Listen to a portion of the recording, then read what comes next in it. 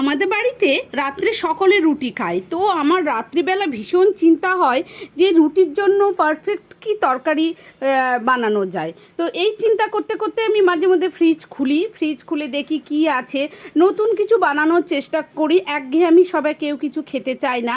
তো আজকেও আমি নিয়ে চলে এসেছি একদম একটা নতুন ধরনের রেসিপি। অষ্টমীর দিন আমাদের ঘরে পনির হয়েছিল, তো সেই পনিরের কিছুটা অংশ কিছুখানি বেঁচে গেছে।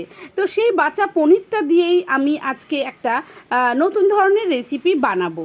তো এইটুকুন পনির আমাদের সকলের হবে না, তাই আমি এইটাকে আরেকটু কিছু সবজি টবজি দিয়ে নতুনত্ব বানানোর চেষ্টা করছি। তো বন্ধুরা সকলেই আমার সাথে থেকো, এবং আমার ভিডিওটি যদি পছন্দ হয় তাহলে অবশ্যই শেয়ার কমেন্ট লাইক কিন্তু অবশ্যই করবে। আর যারা ইউটিউব থেকে দেখছো তারা সাবস্ক্রাইব করবে, আর যারা ফেসবুক থেকে দেখছো তারা কিন্তু ফলো করবে। তো আমি এই রেসিপির মধ্যে দুই ধরনের পেঁয়াজ নিয়েছি, দেখে নাও তোমরা। একটা একদম কুচো কুচো করে নিয়েছি, আর একটা চিলি চিকেন যেভাবে কাটে সেইভাবে নিয়েছি সাথে ক্যাপসিকাম, টমেটো, আদা, রসুন। তো আমি একটার পর একটা স্টেপ করব বন্ধুরা, তোমরা দেখে নাও। একদম নতুন ধরনের একটা রেসিপি, ঘরে কিছু বেঁচে থাকা জিনিস দিয়ে একদম দুর্দান্তকর সুস্বাদু ভীষণ টেস্টি একটা রেসিপি আমি বানিয়ে ফেলছি। তো আমি কড়াইয়ে 1 চামচ তেল দিয়েছি, তার মধ্যে আমি পেঁয়াজ, আদা, রসুন, কাঁচা লঙ্কাগুলো দিয়ে আমি অল্প করে ভেজে নিলাম, হালকা করে বাদামি করে নিলাম। এরপরে আমি এর মধ্যে দিচ্ছি 1 চামচের মতন কাজু ও 1 চামচের মতন কিশমিশ। দেওয়ার পরে আমি দিয়ে দিচ্ছি টমেটো কুচিটা, দিয়ে আবার ভালো করে নেড়ে নিয়ে আমি এইটাকে একটা পেস্ট তৈরি করে নেব। তবে অবশ্যই মাথায় রাখবে বন্ধুরা, যাতে এই মশলাটা একটু ঠান্ডা হয়ে যায়, গরম গরম পেস্ট করতে যেও না। তো ঠান্ডা হয়ে যাওয়া হোক, ততক্ষণে আমি যেটা করব যে কড়াইয়ে আরেকটু 2 চামচ তেল দিয়ে তার মধ্যে পনিরগুলোকে আমি হালকা করে ভেজে নিলাম। এদিকে ঠান্ডা হয়ে গেছে, এবার ঠান্ডা হতে হতে আমি এটাকে মিক্সিতে পেস্ট তৈরি করে নেব। তো বন্ধুরা, আমার সাবস্ক্রাইব করার পর বেল আইকনটি যে থাকে সেটি কিন্তু অবশ্যই ক্লিক করবে। ক্লিক করতে কিন্তু ভুলো না, কারণ আমি যখনই নতুন কোনো ভিডিও আপলোড করব তো নোটিফিকেশান তোমার কাছে চলে যাবে বন্ধুরা। তো আমার পনিরগুলো ভাজা হয়ে গেছে, এবার পনিরগুলো তুলে নিয়ে ওই কড়াই আমি আরও 2 চামচ সর্ষের তেল ব্যবহার করেছি। সর্ষের তেল দিয়ে আমি যে চিলি চিকেনের মতন পেঁয়াজগুলো কেটে রেখেছি সেই পেঁয়াজগুলো আমি দিয়ে দিলাম, আর তার সাথে দিয়ে দিচ্ছি ক্যাপসিকামটা। এই দুটোকে হালকা করে ভেজে নেব। বন্ধুরা, এই রেসিপিটির নাম কি দেওয়া যায় তোমরাই একটু ঠিক করে বলে দিও।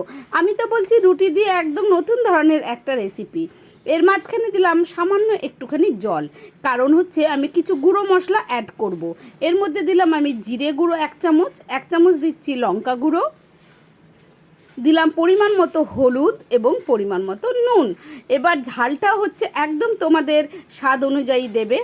রাত্রের রুটির চিন্তাটা আমার ভীষণ মাথায় সবসময় ঘুরপাক দেয় যে রুটির জন্য পারফেক্টলি কি সবজি বানানো যায় যাতে ফ্যামিলির সবাই চেটেপুটে খেয়ে নেবে। তো আমি সেই জন্য নতুন নতুন কিছু ট্রাই করার চেষ্টা করি, আর আমি তোমাদের সেই রেসিপিগুলো তোমাদের সকলের সাথে শেয়ার করি। তো আমার যে পেঁয়াজ, রসুন, আদা, কাজু কিশমিশ বাটা ছিল মশলাটা, সেটাকে আমি এবার এর মধ্যে দিয়ে দিলাম। দিয়ে ভালো করে কষিয়ে আমি এবার এর মধ্যে দেব পরিমাণ মতো জল।